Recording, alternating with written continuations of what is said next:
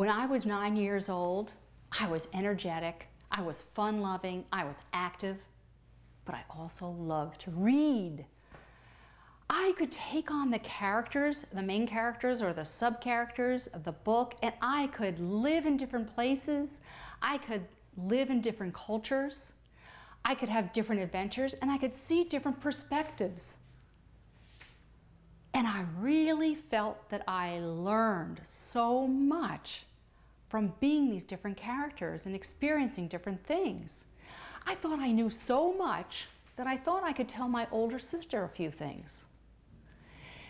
So one day, I was telling my older sister, she was about 18 months older than me, I was telling her that she really didn't act normally. So I was trying to give her, some clues on how to be cool. And I would tell her, don't say what all the time, and don't do this, and she really has to be more normal. It's really important as your kid to be normal. And as I was done with that, and I was running to go outside, and I was bounding down the stairs to the first floor, and I'm swinging on the banister. And right as I held onto the banister to skip those 2 steps that I needed to, because I couldn't wait to get outside and do my things, I heard this voice from the back bedroom. It sounded like God. It was my mother, and she asked me this question: who do you think you are?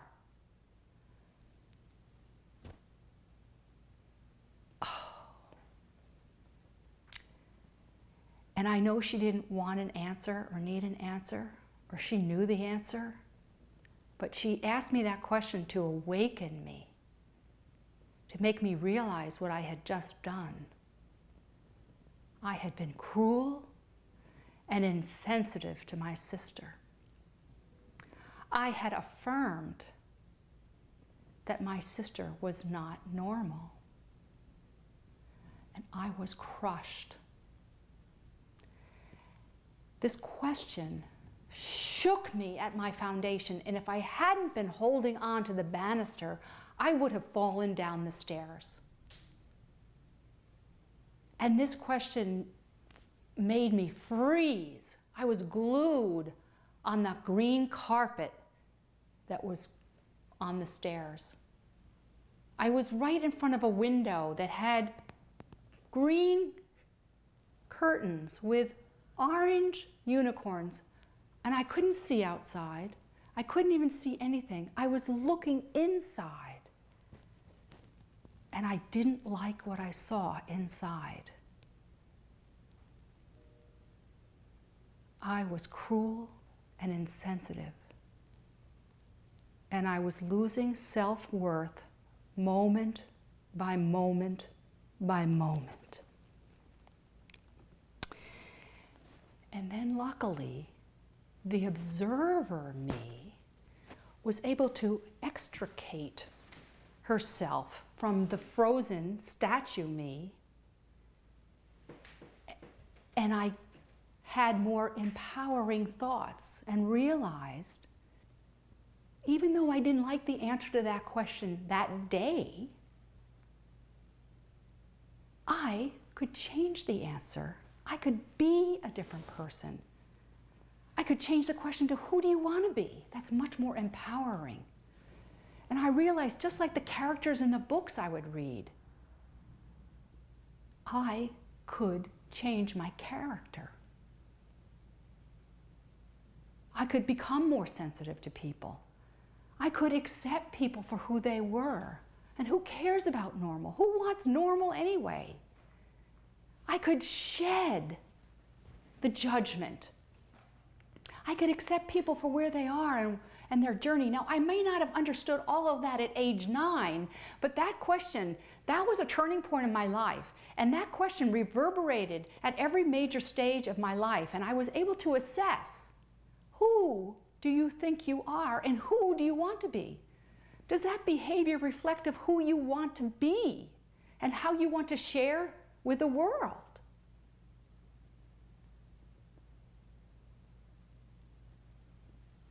You know, we're like radio stations. We can tune in to whatever frequency we decide. We can broadcast at any frequency that we choose to. We are empowered. We can see the gifts that other people have, the uniqueness, the diversity should be celebrated. No, honored and respected. Everybody has a message for us. We can learn from everybody. If we're open, we can see it. We can look for it. We will find it. And that is magic. When we are connected to other people's hearts and their messages, that's when there's magic. That's when we can grow and expand and become different people, because just like the characters, we can see a different perspective of the world. We can accept different things because we can only live one life. And once we realize this gift, this magic, we realize we can influence other people. We can share what we have, but we can only share what we have inside of us. Our outer world is a mirror to our inner world. You can only share what you have.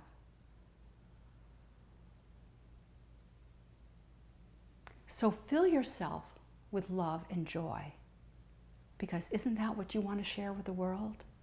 If you have a choice, don't you want to raise the energy of the world, send more positive energy? In my business, my tagline is live radiantly.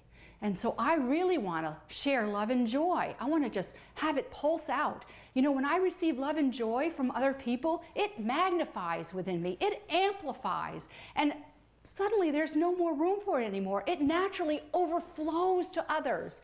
It pulses out to the world, pulses, all this positive energy. And I know that I'm influencing other people. I know I can change any circumstance with this pulsing positive energy.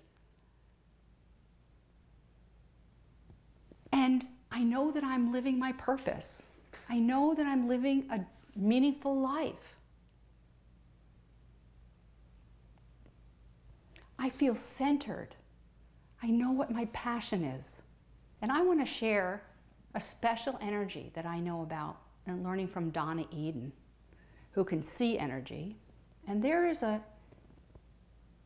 energy called the assemblage point, which Carlos Castaneda also talks about in his books. And this assemblage point is an energy that sits about 2 feet in front of your heart. And it actually is the bridge between your heart and your soul. And when these energies are all connected, like the heart and the soul and the assemblage point, you are really unified. You are in the one, in the oneness. And you're connected to the energies of the world in oneness. And when these are aligned and you're centered on your passion and your purpose, you will live a more meaningful life, because you actually will be walking toward what your soul knows. And you will be sharing this love and joy everywhere you go, at every place, in every situation, every event, every opportunity. And you will be the change that you want to see in the world. You will be living radiantly.